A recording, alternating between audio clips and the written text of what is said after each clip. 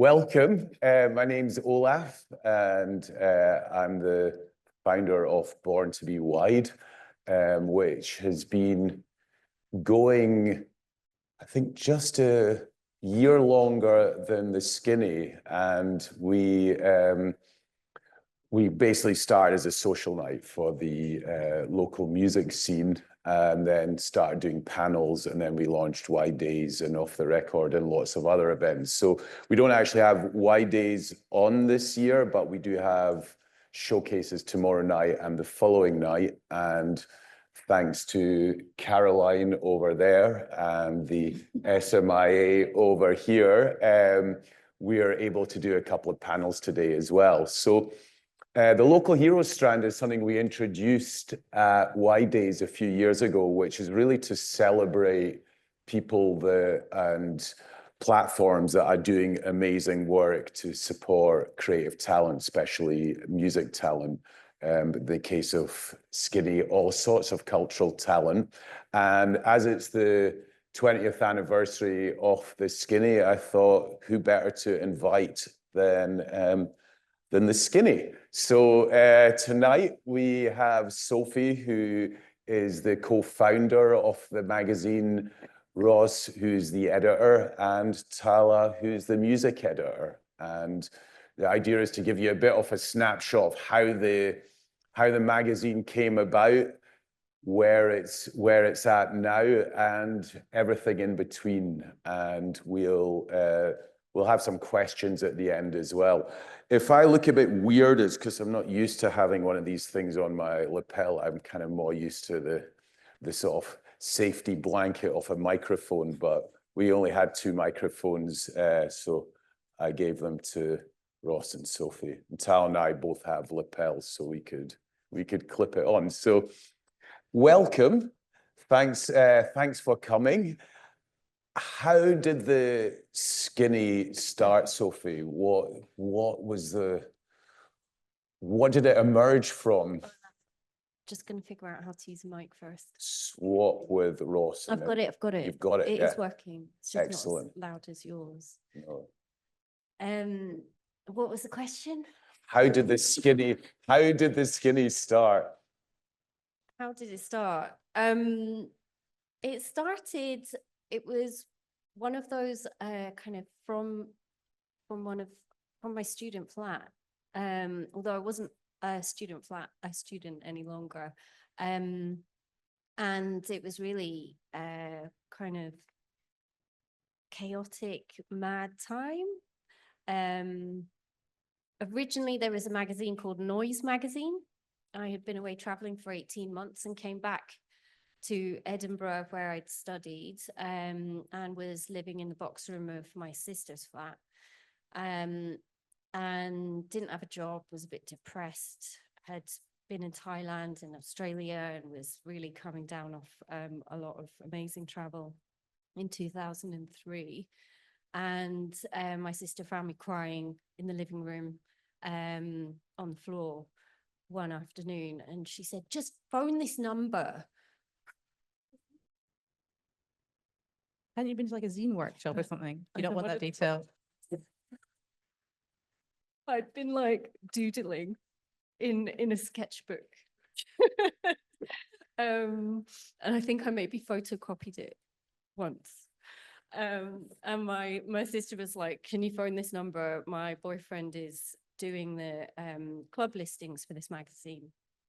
And I thought, oh, whatever, I just want to sit here and cry. But a week later, I did call the number and I got an answering machine. It was a landline number because we still had landlines then. And I got an answering machine message that was like, "Hello, this is Noise magazine, leave a message." And I just put the phone down. And then a week later, I called back and I got an Australian guy called Xavier, who is the editor of the magazine.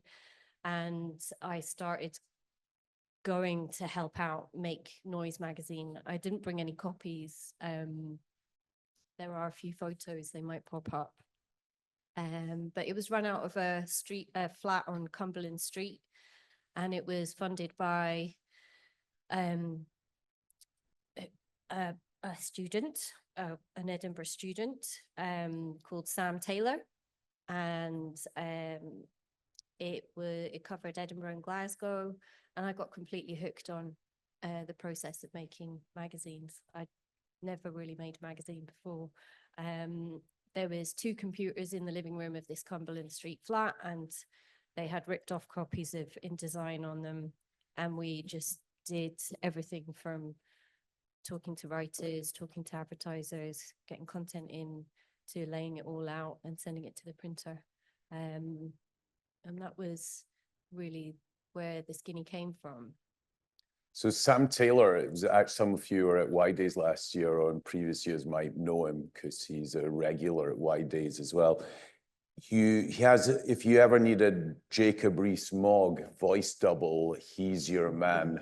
But he's also the founder of co-founder of Complete Music Update, or CMU. So some of you who work in the music business or subscribe to that, that's where you might recognize the name from.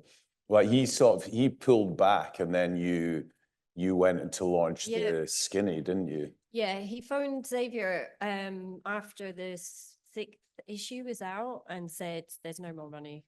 And Xavier was like, yeah, but there's loads of advertisers, so surely we can make a magazine. And Sam was, no. So I think that was in August 2005. And we still had a lot of content ready for the next issue of Noise magazine. And Xavier took it to the list and said, we've got some content here, will you let us do the student guide? And they did.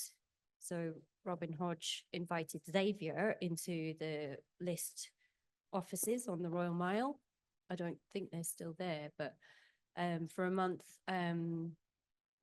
he was in there making the list student guide.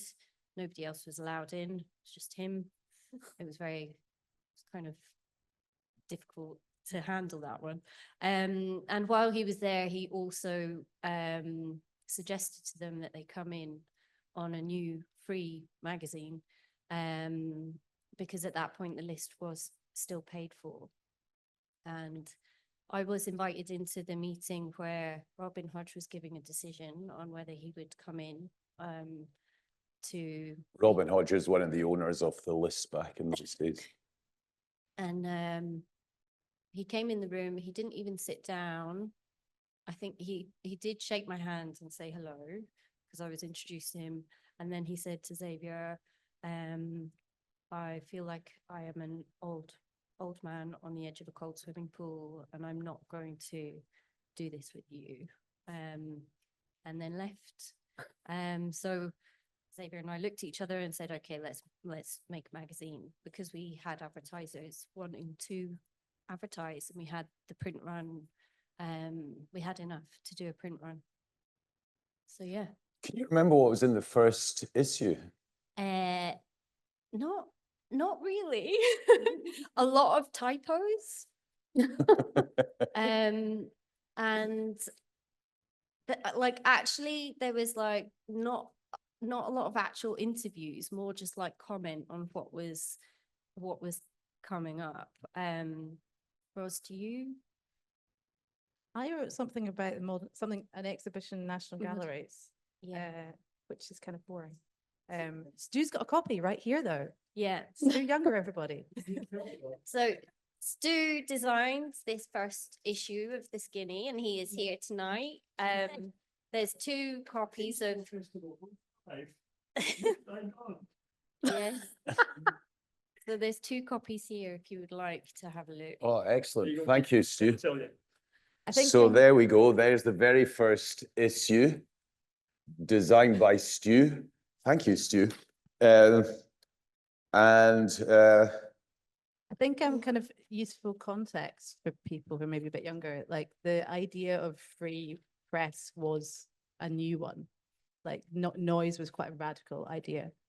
Because I knew Xavier before Noise started, because he was the bouncer in the bar I worked in across the road there.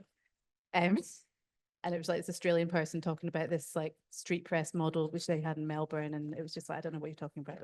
And it didn't really, it was before social media existed. It was before the kind of like total hollowing out of the publishing sector. So it was quite a radical idea that Noise and then the Skinny created. Yeah, I mean, there was something I think called Ion or something, wasn't there? Which just seemed to be like random puff pieces sandwiched between adverts for expensive watches. And so it wasn't really, yeah, it wasn't really sort of appealing to the same cultural market. But looking through this, I mean, I've got Miss Saigon, which is by Julie Ballas, and then Deus, the Belgian band, right? So there we go, yeah. It's quite interesting. I can't actually, the best laid schemes. Wow, and a piece about the last drop. We'll come to that later on, yeah. So. Yeah, so our film editor at the time was also barman at the last drop. Yeah, so, you know, a lot of the adverts that you see in there as well, there was a certain amount of kind of wheeling and dealing that had to be done to get it off the ground. And yeah, it was really helpful to know people in bars so that we could have writers' meetings in the bars. And there might be articles or adverts in those initial magazines that were in exchange for bar tabs, for a start. So yeah, I mean, I think this interesting. There's an article about Disciples of Panic Earth, who were a really good rap band that ended up becoming Stanley Odd years later. Yeah, I kind of got a pang of nostalgia there. I mean, pretty good music coverage already from those early days. And so, I mean, what were those early months like? I mean, I can remember going round to that flat in Forest Road and seeing just laid out, and you know, everyone looked a bit sleep deprived and serious. But you know, there's a kind of nice connection between doing this night and here, because really the flat's probably the closest residential place other than all this quarter-mile nonsense. Yeah, the flat that it started in is just on Forest Road, opposite Doctor's Pub over there. And I mean, how long was it before you were like, or did you know this at the beginning that this was going to be a viable thing? It felt like from the get-go, because well, like Ross said, it was a unique model, and the list were already doing it but paid for, and we had advertisers who were paying money as well. So it was a viable model from the very beginning. And what about the contributors? Where did they come from? How did you had Ross, but where did you find them? I think a lot of it was down to Xavier and Noise magazine and his personality and the way that he operated here in Edinburgh. He was Australian. He was on one of those like temporary visas, and he was just one of those personalities that like talked to people and kind of hooked them in. I don't really know. Yeah, you'd end up, you'd read it and it'd be like someone you were friends with from art school suddenly writing for it. It's like, how did you end up meeting this one Australian man? Yeah. I think everyone had a real appetite to write. You know, everyone really wanted this thing because, like, you know, you talk about the list, but the list was very much like behind closed doors. You know, it was the editors, the writers, they were all in their 30s and older. What they wrote about was very much the establishment stuff, and there wasn't anything. You know, blogs didn't exist, like Facebook didn't. There wasn't like a sort of digital place for people to talk about things that they cared about. Like everyone just really, really wanted to express themselves. You generally had to be super posh to edit it as well. Yeah. And also it was that time like where new music was like a real thing. Like it was like, I know it is now, but it was like such a rush. You could feel it, feel it coming. Like people wanted to talk about new music and local grassroots bands. Like it was just, it felt like it was sort of the start of that. Tallah, can you remember when you first saw it? Do you remember that first issue? No, Because you were doing club nights at that point, weren't you? And radios. not quite. I started doing student radio in 2006, I think. And then I started DJing a bit more like 2007, 2008. And then I worked at Cabaret Voltaire. I found a photo on Facebook of an issue of the magazine from 2010 that I defaced while at work. How did So you that's like deface maybe it? my earliest memory. There was an article on Damon Albarn, and I put on his t-shirt, "I Heart Oasis." So while I was on the cash desk And at Catwalk. we have that issue here. We have on the this issue here. table. Is this the one? Yeah. But not As if with by the magic. not with my graffiti, but it is in there. Uh-huh. March 2010. So Which you've got an interesting anecdote for this issue. That we got that from everywhere. Yes, because the word fuck is on the cover. fuck buttons on the cover. So what happened? By this point, obviously you're widely distributed, but did people like businesses just say we can't stock this, so this month we have to send it It's back? like Napier chucked us out. And it was my second issue as editor. And I was like, we're putting fuck buttons on the cover. Fuck it. Yeah. I think there was a challenge from Napier Uni, yep, and also the theatre on South, Festival theatre. yeah, the Festival Theatre. They were a bit angry because they were advertising in it as well, I believe. There was a lot of having to phone around venues and try and find new places to put magazines because the places wouldn't take I it. remember hearing about that at the time because we had it at Cabaret Voltaire, and I'm sure somebody came in and mentioned it, and I would never have even considered it as an issue, which obviously you didn't. No, we knew it was bad. You knew it was a bad idea. Rock and roll. Were there any other covers that got you into trouble? We've got the really anatomical drawing of Obama's penis up there. Of whose penis? Obama and McCain, is that the Oh. guy?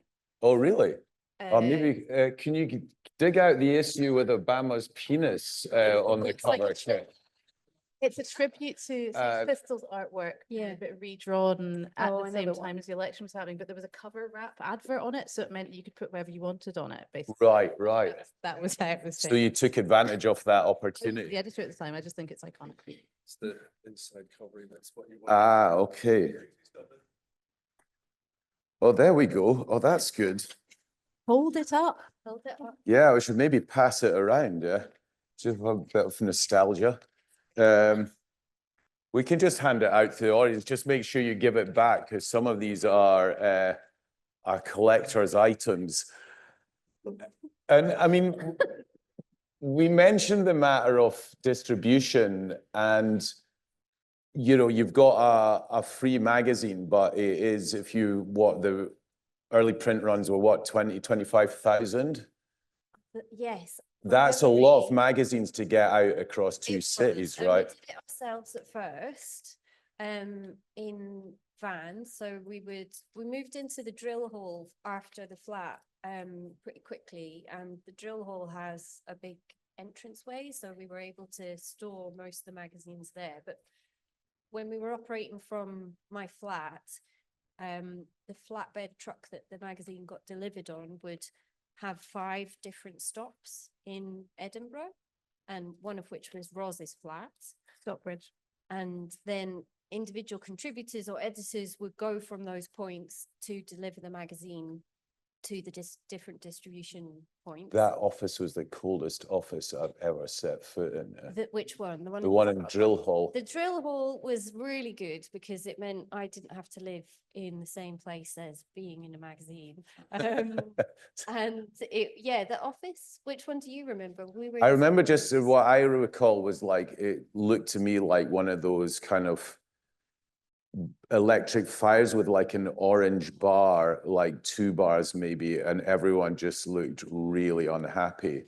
And I kind of felt, yeah, that's probably because it's totally freezing. It's pretty chilly in the drill hall, yeah. But distribution wise, we would get the magazine delivered to the drill hall, and then we also had a location in Glasgow that we used, and then it would be done in rental vans from there. Yeah, but the main point about distribution in those early days was it really counted to have a big number of magazines recorded being distributed, and we would have to get signatures from the places that we dropped the magazine in. That's probably still the case now, that you have to get signatures. Well, no, not at ABC, we don't have to. Okay. So we had this thing called the Audit Bureau of Circulations, who would like have a look at all the signatures and verify that we were putting out that many copies. And it really had a big effect on the advertising when we finally had an outside company come and do the distribution and collect the signatures, because suddenly that audit was like official and the figures jumped up and everybody knew we were distributing and we were the biggest circulation in Scotland for that kind of magazine. So that really helped the advertising sales. And I mean, was there a point where you realized that the outside world was taking you seriously? I mean, was there suddenly someone knocking with, you know, a certain type of product to advertise, or a PR, or was there someone super famous that suddenly you got to On interview? the advertising side, it was like the big brands that was like, oh yeah. You know, I was 23 and then it was like Jack Daniels are taking like full page adverts. That was like great. And yeah, any of the big alcohol brands, and there was quite a lot of that before 2009. So, and yeah, like Edinburgh Council through the, you know, the theatre, when the theatre started booking longer term advertising, that was really great. But yeah, there was also, when the distribution went up, it meant we could get bigger artists to talk to us as well. Yeah. Was there anyone in particular? I mean, any kind of directors or actors or musicians or anything? Dave turned around, Dave Kerr, who was the music editor, when we had to jump in the distribution, he turned around and said, "You'll never guess who I just got." And I was like, "Who?" Metallica. And I was like, all right. Because I was like, I don't know if that's really what the skinny should be covering. But yeah, that was like an example of how that worked. And I mean, you mentioned Savior, this kind of mythical figure. I mean, I remember meeting him in the St. Vincent with Sam, which I guess was the closest pub to that flat in Cumberland Street when it was still Noise. And I mean, when did he depart? And when did you sort of become the head honcho?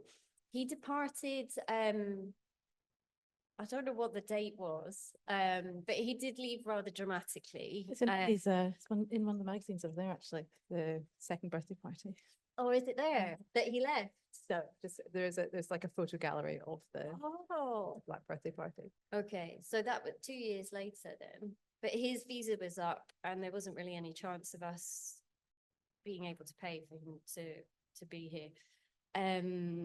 However, we were trying to work out some sort of payment for him because obviously he'd been instrumental in setting it up. But I had thought he was going to wait, but he emptied the bank account and went within a 12-hour period, and it was majorly devastating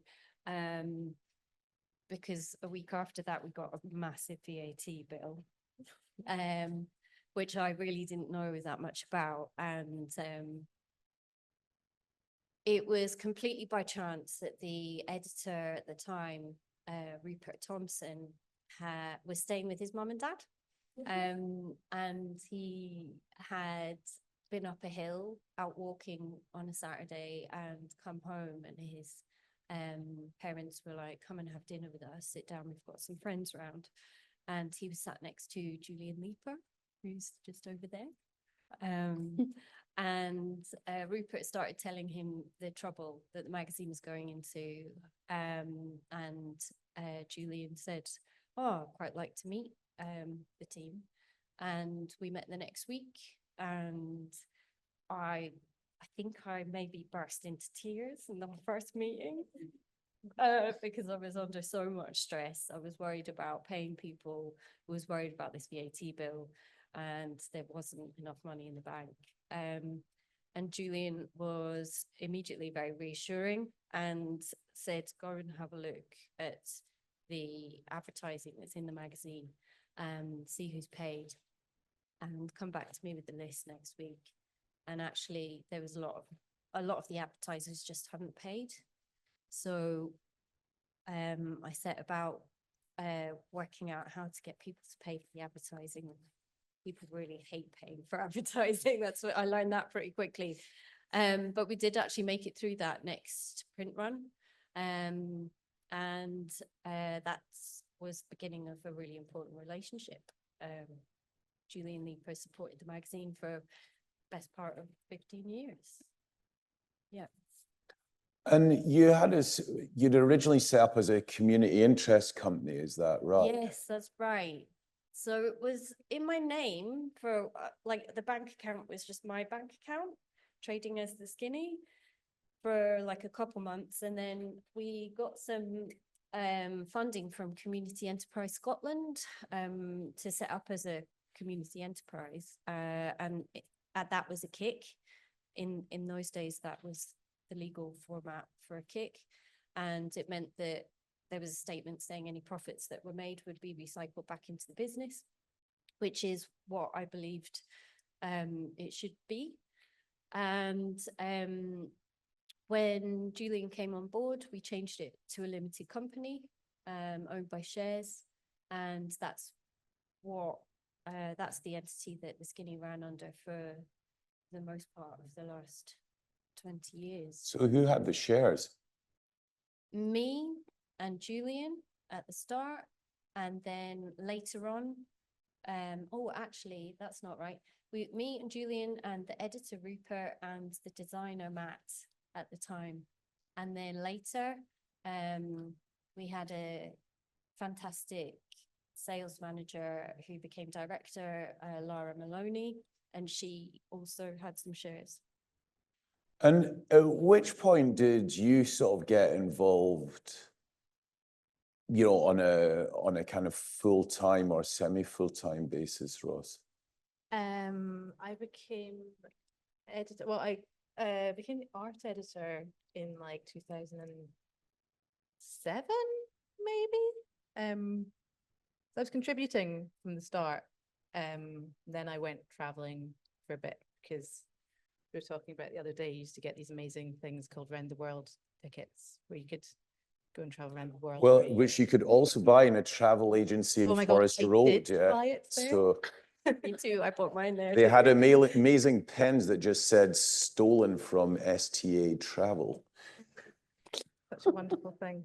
And then when I came back from traveling, Jay Shukla, who we haven't mentioned, but was so important, I think, in the beginning of the magazine, and in Noise as well. He was basically kind of also held captive in Sam's flat making magazines for quite a long time. Yeah. He'd been the art editor and he was really burnt out. I mean, I think that's the thing. There's quite a lot of people quite burnt out after a couple of years. And he was like, I don't want to do it anymore. Do you want to do it? And then Rupert interviewed me and he asked me what my favorite piece of art was. And I said, is that a serious question? And laughed at him. And then he gave me the job. I became editor in 2010, January 2010. I think I was acting editor for like 3 months and then I became like full-time editor. After the fuck buttons, was I doing that when I was still acting editor? Yeah, I was still acting as similar to the fuck buttons thing. And I guess in the,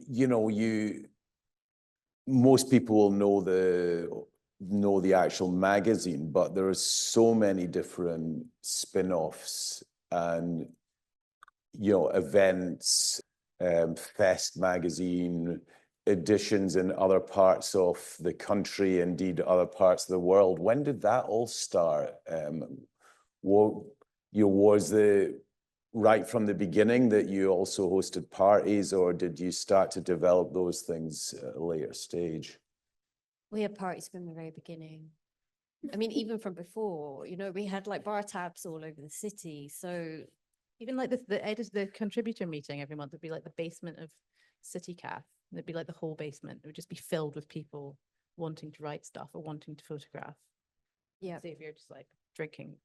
yep, that was a real thing. And the advert that you see in the first issue and the subsequent issues, like the City Cafe 8th page ad, was in exchange for bar tab and everybody meeting there.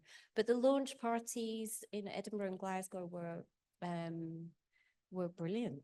They were full and amazing. Venue, RIP. Oh, The yeah. Edinburgh one was in the venue. Yeah, the venue. That's where we did the first Born to Be Wides, actually. Yeah. It was a brilliant venue, the venue. I played the last record in the cooler. Like, I don't know when the first publication was, because there was always a student guide. The student guide used to be a completely separate entity. And then the Cine Skinny started in like 2008, 9 maybe, as a sort of spin-off film-specific magazine. We've done quite a lot of different genre-specific magazines. We were talking earlier about the Shimmy Skinny, which everyone had forgotten about because it was made in the office of Dance Space on a printer. What was Shimmy Skimmy then? Only dance reviews from the Edinburgh Fringe. Yeah. Niche. How It's big very- was the circulation? it How was- many of those did you print? It's very much the it was very much the love child of Gareth K. Vile, who now writes the list. But Mystic Mark was the designer one year. Mystic Mark, who wrote Mystic- our horoscopes, was the designer of the Of the Shimmy Skinny. or was it the Cine Skinny? Oh, the Cine Skinny, sorry. So how were these editorial decisions made in those early days? I mean, I'm just trying to picture the downstairs of the City Cafe, lots of free booze, and then trying to maintain the order to divvy up, I guess, commissions or having people approaching you with ideas. Could you just give us a snapshot of how that actually worked in practice? There were individual section editors from the get-go, and Yeah. that was even sort of genre-specific section editors. So now we have music editor, we have a film editor, we have an art editor. It was divided even further then. So you had a Glasgow art editor and an Edinburgh art editor, and they were just sort of responsible for filling their own sections. There was a lot of pseudonyms. Like a lot of the time Yes. you would have just the person who's responsible for that section writing the entire section, but under like 4 different pseudonyms. And like Yeah. lots of the pseudonyms would be like Brass Eye references. Yeah. And all the pseudonyms got credited you can see them in the early issues. Like it's just, they're all there. I've never fully understood why there needed to be so many different contributors. But I mean, how did you decide then? Was it like they got allocated a certain amount of space and then they just sort of commissioned that to their different pseudonyms, and or did you have like various people wanting to write music? So like that sort of system was really what Xavier I feel like set up. Stu would have the most insight about this, having to Oh, actually Stu would have argue with insight. people. Have you got any insight on this, Stu? You have 64 pages. I know. And you just like fill it up. You provided the words and I kind of pushed it into space. Yeah. Like Jasper wrote loads of stuff. Yes. Hamill had all the pseudonyms. Yeah. Because he was like, there was loads of music writers because everyone wanted to go to a free gig. Everyone wanted to be a club reviewer because you get to go to a club for free. You don't get offered. You read in the theatre. Who wants to go to the theatre for free? Tumbleweed. Absolute tumbleweeds. And Jasper did the same at arts. He'd actually go to galleries and look at stuff. Yeah. And then he'd write 5 reviews. And I was like, Sophie, you can't have Jasper is a byline of every artist. And that's when like Japsai Hamrow came out. Yes, I remember. And I mean, who were these section editors? I mean, the club section, was that, you know, did they have their kind of fiefdom in that respect, especially in music and clubs? I imagine if they're the most, you know, sought after bits, how did they operate? Yeah, the clubs had like, I mean, it was territorial. There was. Wasn't clubs called Beats? It was called Beats. I think it was initially exactly. called Clubs, and then everything was renamed to be like Beats and Beats. Sounds, and like the book section was called Reading because the Kindle had just been launched. And I've noticed, I was reminded when I was looking through magazines that actually the Beats editors were, it was Bram Gieben and Ian Sincamber. And in the contents page on one of the early magazines, it says Ian Sincamber was a donor. So I think he must have given us money and to sort of have the territory. And they also laid out their section together. I mean, like it really was a very chaotic system in those very early days. And they would do it like overnight. I remember it wasn't still Bram when I started working in the office, like sub-editor. It was Alex Burden, and it would still be like coming into layout overnight. And I was like, why? Because they come from the club, clearly. And I mean, you covered Edinburgh and Glasgow. Was Dundee in that mix as well, or just the whole central belt from the early days? Yeah, Dundee was in at some point. It's not in anymore. Well, we still do Dundee. Yeah. Laurie's going to cut you. Yeah. And at what point did you decide it would be a good idea to start publishing in Manchester? So that was, I guess it had always been in the air from the very beginning. Oh, imagine if we could do this in England. Or we also learned that advertising, Scotland is in sort of media buying world. Scotland is sort of like a region, small region, and certainly after 2009, we weren't really getting the sort of the bigger brands anymore. And it had always been in the air. Could we do this in London? Could we do this in England? And people always pitch to launch in Berlin. Like it still happens, by the way. We always want to do Skinny Berlin. yeah, It's like we need to do it in England first. If you speak Yes. German. I mean, I got higher German, but I wouldn't say I speak it. No. yeah. And also over that time that we started, there were new free magazines starting in England as well. And maybe they like Crack magazine. Yeah. And they had a really, really strong presence, and they also were distributed up here. So yeah, we decided to go to Manchester. I went down for about 6 months, I think, early in 2012 to investigate. And we began publishing the Skinny Manchester in 2013. Manchester, Liverpool, Northwest. Manchester, Liverpool. So that was kind of the important, because we perceived it as having the same relationship between the city. We misguidedly, I think, in reflection, perceived it to have the same relationship between the cities as we have here with kind of Edinburgh, Glasgow. But I think we hadn't quite understood that they don't have an underpinning identity in the same way that Scottishness underpins the identity here. And there's much more territorialism between the cities as being quite distinct. And did you have a separate editorial team there as well? Yep. Yeah. We had So, some, I mean, some how is that content. to manage that you've got all these things happening in Scotland, then you've got this whole thing happening in Northern England. What is that like to manage? How do you keep on top of that? It was quite difficult. We had some things which were replicated. The idea was that there would be quite a large percentage of content replication for things like, your bigger named musicians, for example, that would work across the 2 editions. It actually turned out that there wasn't as much replication as we'd anticipated. But the idea was that the team would be ultimately quite self-sufficient down there. We'd kind of have kind of inter-office things where we try and kind of bring each team to the different location and kind of try and do kind of team building exercise and stuff like that.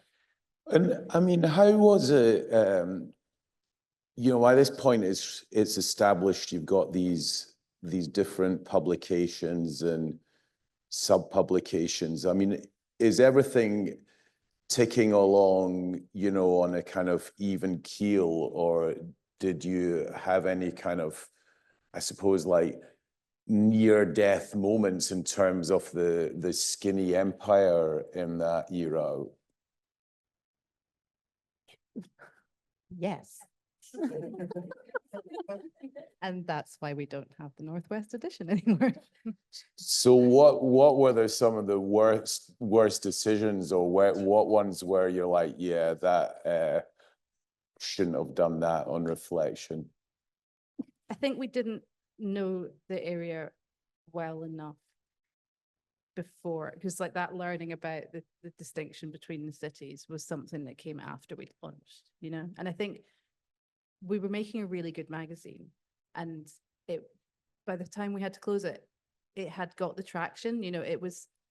We'd gone back to brass tacks, like gone back to the distribution network.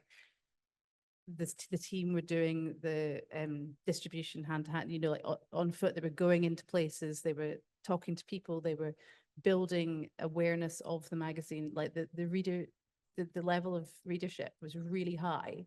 The level of returns was really low. Like the engagement had become really good. It just never got to the point of being financially sustainable. And it had to reach the point where it was potentially going to imperil the Scotland edition. And we'd gone into on the basis that the Scotland edition was ring fenced. And I guess it didn't help the stuff kept getting stolen in Manchester. That was an issue. That was an issue. So we had an office, the first office that the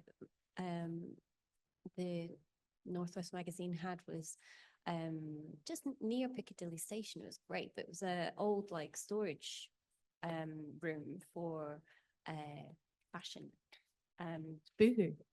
Boohoo, yes, it was an old Boohoo storage room, and I came in one morning, I think it was as we were laying out the first issue, and the door was just open and the computers were gone, which was very sad. And yeah, when we closed the Skinny North, we had packed everything that we were keeping into a rental van, and Ros and I had driven the van to a car park near the closing party venue, and it got broken into while we were at the party, which was also really sad. I feel like there was another robbery in the middle. Maybe it'll come to us. Yeah.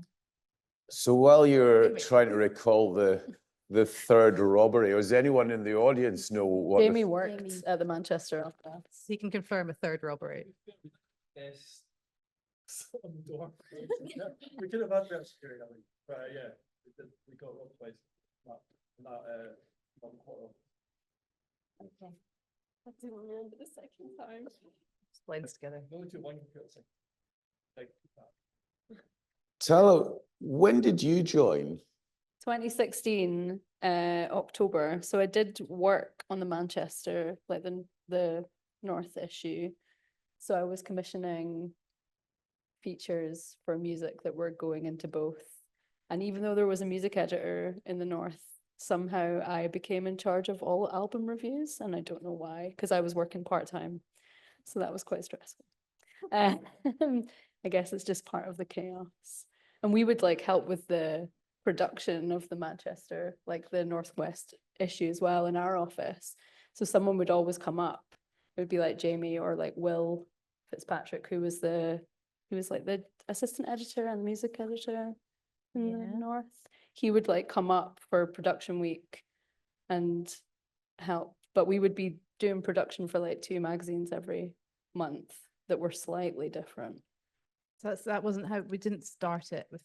We started it with there being kind of like 2 completely separate teams, but then when we were just trying to cut back and just make this work, we brought the production in-house up in Scotland. And I mean,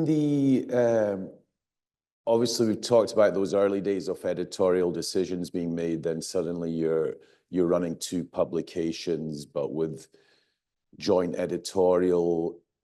How has the process changed from the early days in terms of how editorial decisions are made? How do you choose what you cover now? We actually have monthly editorial meetings. Not in the pub. Not in the pub, in a meeting room. It's very professional. They always do veer off in weird tangents still, but that's sometimes how some of the best ideas come up. We try and have a yearly planning meeting where we kind of look at the year ahead and think about like significant things that are happening that year that might work.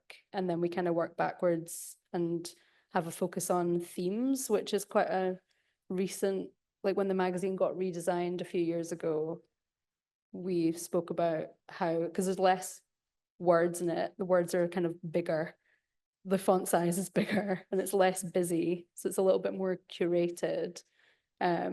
And when that happened, I guess that's when we were like, maybe we should have theme pages that kind of help glue all the different sections together. And then beyond the middle pages where there's like a poster throughout the year, or at Christmas we now do like wrapping paper, which is quite fun, from like a local illustrator. And then after that it's kind of just like all the other kind of sections, reviews, things like that. That's correct. It's quite organized, but it still feels there's still a bit of chaos. What was it that you wrote on the board in the office the other day about chaos? Always slightly chaotic vibes.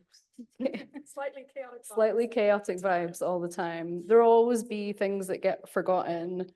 We'll realize on Monday of print week that nobody's done the Q&A for the inside back page.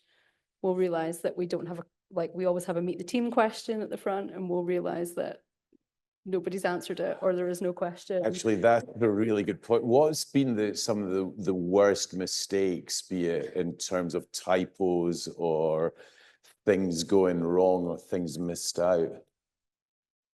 I misspelled someone's name on the cover once. No, actually, I think it's been more than once that's happened.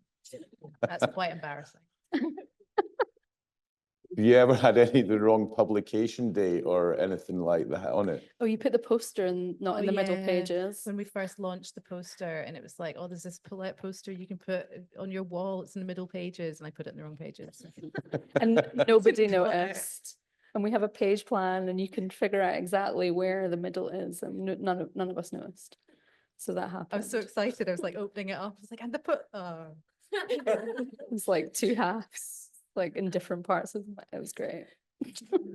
Have you got any stories any pieces of your own writing that you're particularly pleased with, or something that was a really, memorable piece?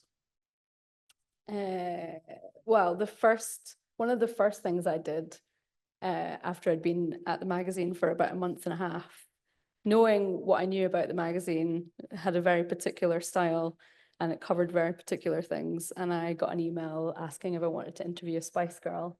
And I went to Roz and I was like, how do you feel about an interview with Mel C? And you were like, yep, yes, do it. And I still worked a part-time job in a venue at the time, Electric Circus, which was part karaoke venue, part live kind of gig venue. and club, and I phoned her in a karaoke room. I did it on my lunch break at my other job. And then in recent years, like we've done a couple of really big cover shoots. We got Young Fathers to do a complete takeover of our theme pages. And that was really hard work, but it was great. They kind of gave us kind of editorial ideas of what they would want to be in it. And then I kind of spoke to music writers on my side and divvied it out, and that was quite exciting. I think we had a lot of coverage that nobody else would have had for them, and the photo shoot was amazing. People ask about the backdrop all the time. It's a bed sheet I bought for £4 from a charity shop on the way to the photo shoot. Yeah, Improvisation. because the production manager slept in and she was like, I don't have anything, but I'm on the train. And I was like, "Ugh." What's on the Okay. backdrop then?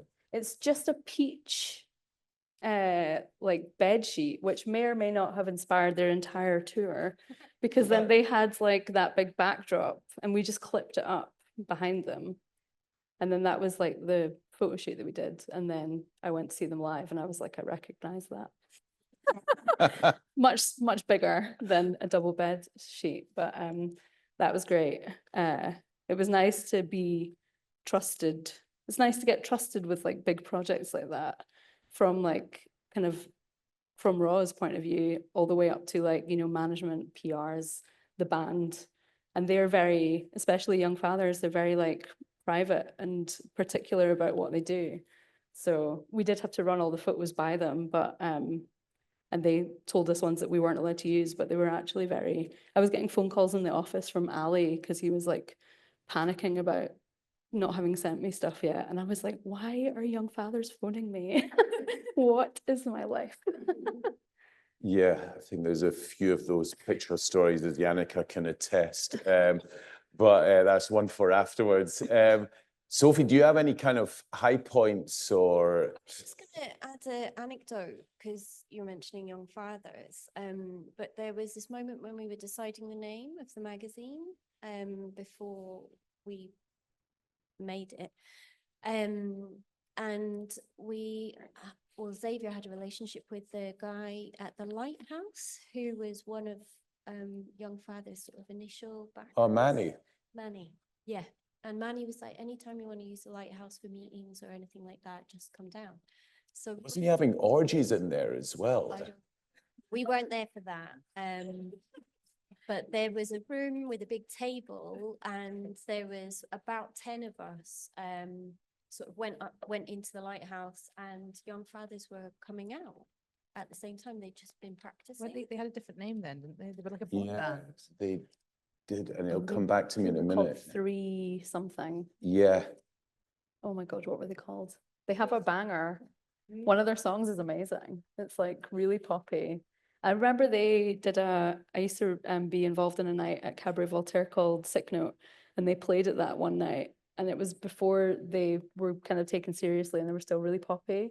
And KS brought a mini trampette, like a little trampoline with him.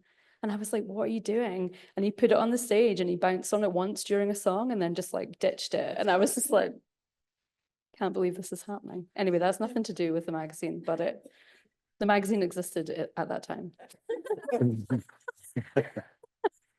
Memory unlocked. So you mentioned Manny, we better go back to this because we. Yeah, so what happened with the choosing the name of the magazine was, I mean, it was a really terrible way to do it, but everybody put in a pot in the middle of the table, 3 suggestions of a name, and then somebody read out all the names and we voted for like a handful of them, and the Skinny came out top. What did you want to call it? I'm not going to tell you. No, I've got Tell one. me, I'll please. tell you later. I'm going to tell us now. Just remember I was like 23 and really high on the whole idea, but I think I wanted to call it Cherry Magazine. Not gonna work. Cherry Magazine. Yeah, we go. Could be Really glad worse. we didn't. What's in the future? I mean, what's kind of coming in the Skinny that's you know, anything new? You obviously programmed the stage at Kelburn. Been doing that since 2018. Did Yeah. a fine job of it as well. Thanks. But yeah, Would you like to talk about the Party Collective, Tallah? Oh yeah, I've launched a party collective with Emily and Emma over here. Just because it's our 20th anniversary this year, and we're going to be trying to do more event stuff. There'll be parties later in the year. Please come. The Party Collective needs you. We've got Gnaw, which is a food magazine, coming out. The Edinburgh City Guide will be out in the summer. Christmas Guide at the end of the year. October is the official like birthday, so there'll be stuff happening then. Food guide. Called Gnaw. Am I right for that? You'll have to talk to Peter. You have to pitch him. Okay, cool. Any questions for, okay, there we go. Yeah, I was going to ask, like, how do you notice any sort of shift in terms of print to digital, and like, how does that affect the magazine in general? Do you think like print magazines still like as important, or do you focus more on digital more these days, or just what's your opinions on that? I think we've always kind of had the digital existential threat, and I would say 15 years ago it seemed more definite that everything would go digital, and that was the direction of travel. And I think actually that's not necessarily turned out to be the case. Like, people still like to have something physical to read, and people are kind of struggling with their addiction to devices and so on, and like actually having something kind of curated and physical that you can step away from makes kind of quite a big difference to people. It's like a kind of vinyl record sort of tangible thing. Yeah. Taking you on a journey through something, kind of switching off from the kind of digital noise. And screens are bad you're not meant to look at screens an hour before you plan to sleep, because it depletes certain brain chemicals, so your sleep's not as good. So reading a physical magazine is a much healthier option than looking at your phone or your tablet. So yes, I've tried this. I've put this to the test, and it is really good.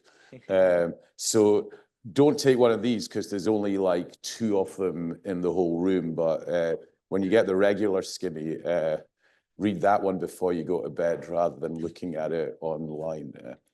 There is a pile of archive magazines going back through the last 20 years over there for people to rummage through. So if you and if we got the Obama penis one back.